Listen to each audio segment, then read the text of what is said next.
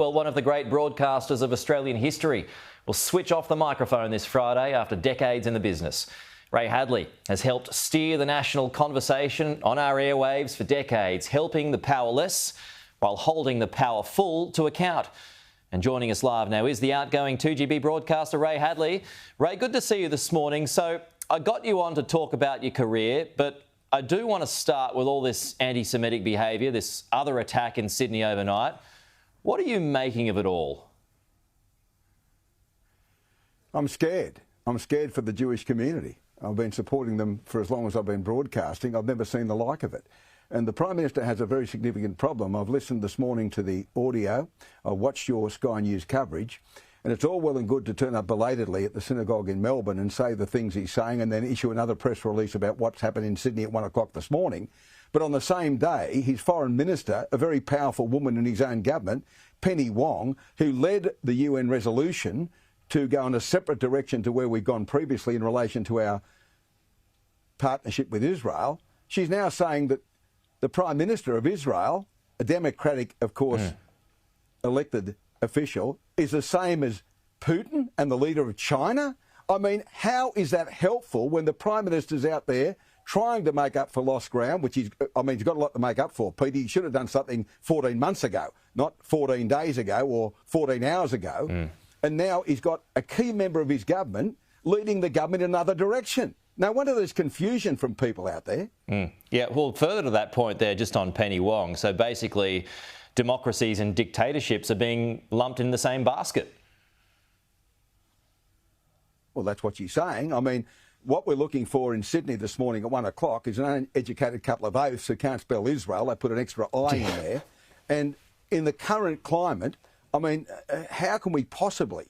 You know, the police have done a great job with the other two alleged oafs they've now got in custody, and I think both refused bail.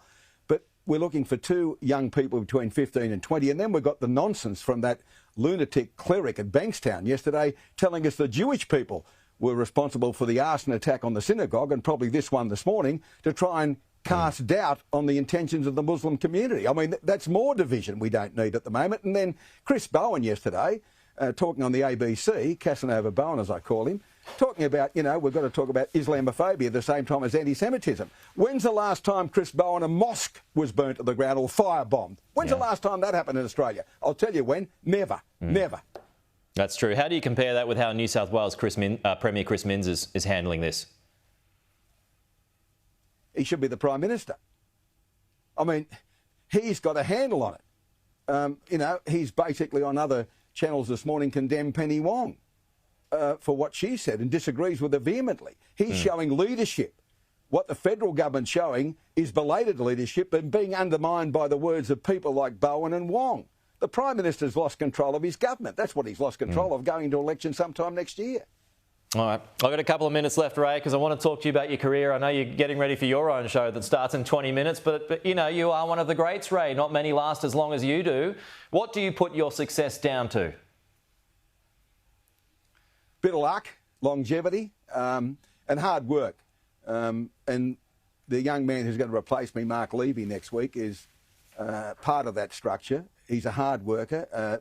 When I started doing this on 2GB 23 years ago, Singo said, "Oh, you give up the football and do the morning show." I said, "No, I'll do both." And he said, "Well, you can't do it." And I said, "Well, I can, and I will." I did it for 12 years. I worked 7 days a week during the football season. My main opponent back then was the recently retired John Laws. And I'd worked as his understudy 10 years before that. And I said, look, he's got a great voice. He's a great broadcaster, but he's getting older. He's getting a bit lazy. I'll work harder and prove to the listening audience that I'll be here every public holiday, Good Friday, Easter Monday, Anzac Day, Australia Day, whatever day it is, I'll be here, and I'll keep turning up. And that's what I've done for 23 years. I've just turned up every day. Best moment on radio?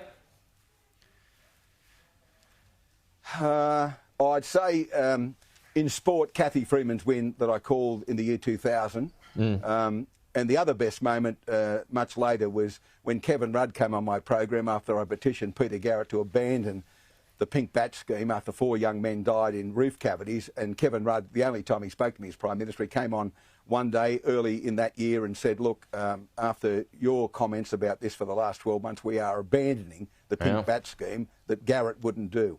The lowest thing in my career, the Lint Cafe siege, where I was on air for 10 hours from 9 o'clock in the morning. And I found out through the course of the day that a dear friend of mine, the late Sandy Dawson, his sister Katrina, another wonderful lawyer, was inside the building, and she was one of 2 people who lost their lives at the hands of Man Monis, and that would perhaps be the worst moment of almost 10 years ago to the day. On that note of Kevin Rudd, best and worst prime ministers in your time on radio?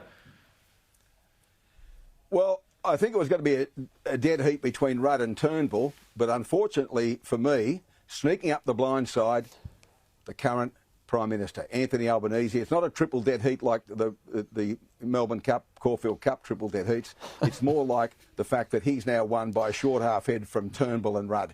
He's the worst Prime Minister in the time I've been broadcasting, based not just on his appearances recently, but based on overall his complete lack of knowledge of too many things. He can't get his way through a media conference without stumbling and bumbling. He's just a rank failure. And what about the best? John Howard, I'd say. John Howard. And for one particular reason, the bravery he showed in the gun laws after Port Arthur. That was a big call. It wasn't at the time all that popular. Sorry to interrupt you there, Ray. What are you going to do now? Probably get annoyed by your brother. He'll still ring me early in the morning, despite the fact I want to sleep in past 3:30. Play a bit of golf. Take 3 months to think about life. And I don't know. There's a bit of life left in me yet. Not doing this full time, but I started calling football in 1987. Maybe I'll finish my career calling some football. It's just a matter of whether someone wants me to do it. Why don't you come over here? Have you spoken to our Paul yet? No, look, just on that, there was a story published that I was coming to Sky News on the basis that I was in the building for a clandestine meeting with your boss and my mate, Paul Whittaker. The night I was there was, in fact, to speak to Paul Murray. And there was no clandestine meeting. Paul Whittaker wasn't within cooee of the building. So reports of my arrival there are certainly premature. I'll continue to appear from time to time on programs like yours or Shari or Paul or anyone that asks me, you know, when there's something they want me to talk about. And that's not a contractual matter. That's just something I do for people I like who've done me favours over the last 30 years. Well, Ray, there's a seat here waiting for you. So I'll be ready, particularly in the lead up to the next election. Can I just say congratulations, well done on an innings well played. I'll talk to you soon. You're a good man, Peter. I really do appreciate the chat. Thanks very much. Our pleasure. Talk to you soon.